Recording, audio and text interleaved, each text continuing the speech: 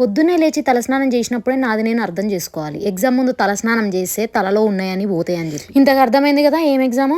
అక్కడికి పోయాక అర్థమైంది నా తలలో ఉన్నాయని పోయినాయా లేకపోతే అసలు నా తలలో లేని వచ్చినాయా ఎగ్జామ్ పేపర్లో అని. బేరాక్స్ లో ఎతకడం అన్బేరబుల్ థింగ్ అయిపోయింది అసలు. అన్ని గంటలు కూర్చొని వెతికి వెతికి వెతికి నా వెన్నుముక అరిగిపోయింది.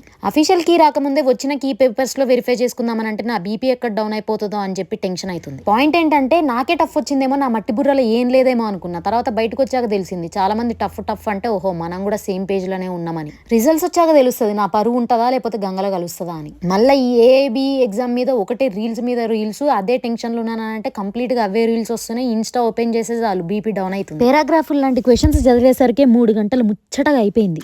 మీలో కూడా చాలా మంది రాసే ఉంటారు కదా, కొంచెం నాకు ధైర్యం చెప్పడానికి నా కమెంట్ సెక్షన్ లో నేను కూడా బాగా రాయలేదు అట్లాంటి మెసేజ్ పెట్టండి ప్లీజ్.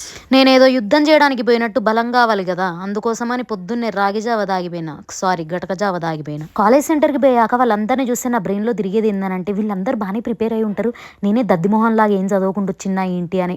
ఈ కాలేజ్ బోర్డు చూస్తున్నారు కదా, కొంచెం మంచిగా చూడండి. ఈ కాలేజ్లో ఉన్న ఈ వాష్రూమ్స్ ఎంత దరిద్రం అని అంటే అంత దరిద్రం. అసలు కాలేజ్లో స్టూడెంట్స్ ఎట్లా యూజ్ చేస్తున్నారు ఆ వాష్రూమ్స్ని?